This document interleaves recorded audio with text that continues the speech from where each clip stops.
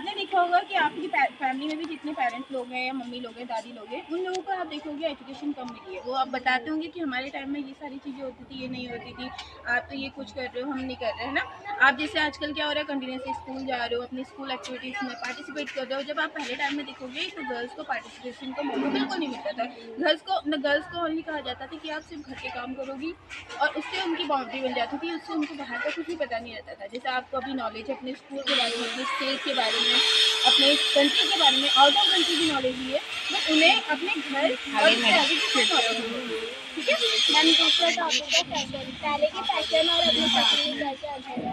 देखो, फैशन अच्छी चीज़ है, ऐसे मैं नहीं कहती कि बुरा है। टाइम टू टाइम आपको मेच्योर होना चाहिए, उसके साथ कंटिन्यू होना चाहिए, बट फैशन इस वे में ना जाए कि आपको खुद ही ह्यूमिलेट होना पड़े, या टाइम टू टाइम लोगों के बीच में आपको खुद ही शर्म आए। ठीक है, जैसे कि आप देख रहे हो आजकल कि ड्रेसिंग सेंस में आपने देखा होगा, शॉर्ट पहनते हैं, उसमें वो ठीक है, ड्रेसिंग अगर बन रही है तो पहनने के लिए है। आप पहले टाइम में लोगों को देखते हो कि फुल्ली साड़ी में रहते थे, कवर्ड रहते थे, इवन पल्ला करते ही लोग, है ना। अपने सीनियर्स जो भी घर में होते थे, उनके ससुर लोग होते थे या बड़े लोग होते थे, तो जो फीमेल मैरिड होती थी वो क्या करती थी, पल्ला करके रखती थी। बट आजकल आप देखोगे कि लोग क्या कर रहे हैं, रिस्पेक्ट करना तो दूर, वो क्या करते हैं, टाइम टू टाइम वो उनको इग्नोर करने लग जाते हैं, इवन उनको क्या करते हैं, डिसरिस्पेक्ट करना स्टार्ट कर देते हैं ना।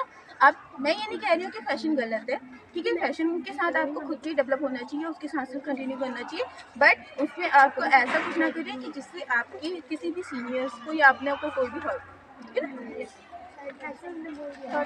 तीसरा टॉपिक है पानी। पहले के पानी और अब के पानी में अंतर है। देखो, पानी तो हमारा नेचुरल रिसोर्स है, ठीक है, बस पानी तो सेम ही है, बट ये है कि आप जैसे देखते जाओगे ना टाइम टू टाइम, जैसे पहाड़ों से आप ट्रेवल करते हो, पहाड़ों में देखोगे आप नेचुरल पानी आपको मिलेगा, पहाड़ों से निकलता हुआ पानी मिलेगा।